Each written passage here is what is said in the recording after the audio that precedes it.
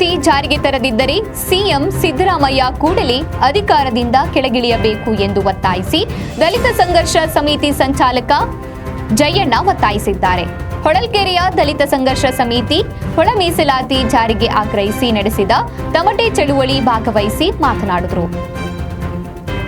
ಶೋಷಿತರ ಪರ ನಿಂತಿದ್ದ ಸಿದ್ದರಾಮಯ್ಯರವರನ್ನ ಬಹು ಸಂಖ್ಯಾತರು ಗೆಲ್ಲಿಸಿ ಸಿಎಂ ಮಾಡಿದ್ದೇವೆ. ಆದರೆ ಸಿದ್ದರಾಮಯ್ಯ ಒಳ ಮೀಸಲಾತಿ ಜಾರಿಗೆ ಬಗ್ಗೆ ಮಾತನಾಡುತ್ತಿಲ್ಲವೆಂದು ಆಕ್ರೋಶ ಹೊರಹಾಕಿದರು.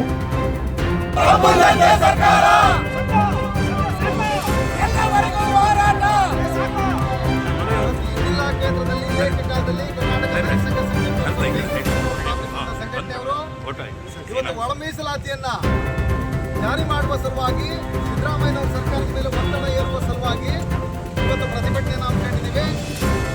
ಆಗಸ್ಟ್ 1ನೇ ತಾರೀಕು ಸುಪ್ರೀಂ ಕೋರ್ಟ್ ಏನು ಐತಿಹಾಸಿಕವಾದಂತಹ ತೀರ್ಪನ್ನ ಕೊಟ್ಟಿದೆ. ಇವತ್ತು ಒಳ ಮೀಸಲಾತಿಯನ್ನ ಜಾರಿ ಮಾಡೋದಕ್ಕೆ ರಾಜ್ಯ ಸರ್ಕಾರಗಳಿಗೆ ಅಧಿಕಾರವಿದೆ ಅಂತ ಮಹತ್ತರವಾದ ಆದೇಶವನ್ನು ಕೊಟ್ಟ ತಕ್ಷಣ ಕಳೆದ 3 ದಶಕಗಳಿಂದ ಕರ್ನಾಟಕದಲ್ಲಿ ಸಂಘ ಸಂಸ್ಥೆ ಪುಷ್ಪಪ್ಪನವರು ಮಾಡಿರುವಂತಹ ಹೋರಾಟಕ್ಕೆ ಸಿಕ್ಕಂತಹ ಐತಿಹಾಸಿಕ ಜಯ ಇದಾಗಿದೆ.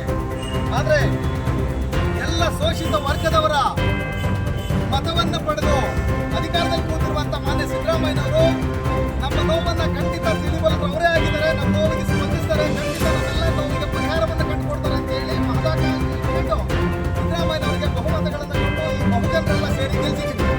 ಆದರೆ ಇವತ್ತು ಸಿದ್ದರಾಮಯ್ಯನವರು ಆಗಸ್ಟ್ 1ನೇ ತಾರೀಕಿನ ಸುಪ್ರೀಂ ಕೋರ್ಟಿನ ತೀರ್ಪಿನ ನಂತರನೂ ಕೂಡ ಇದ್ರ ಬಗ್ಗೆ ಸ್ಪಷ್ಟತೆಯನ್ನು ಕೊಡದೆ, ಇದ್ರ ಬಗ್ಗೆ ನಿಲುವನ್ನ ಯಾವುದೇ ಸ್ಪಷ್ಟವಾದ ನಿಲುವನ್ನು ತಗದೆ ಇಲ್ಲಿವರೆಗೂ ಕೂಡ ಅದನ್ನ ಬ್ಯಾಲೆನ್ಸ್ ಮಾಡುವಂತ ಮನಸ್ಥಿತಿಯನ್ನ ಖಂಡಿತವಾಗಿ ಕರ್ನಾಟಕದಲ್ಲಿ ಸಂಘರ್ಷ ಸಮಿತಿ ಖಂಡಿಸ್ತದೆ.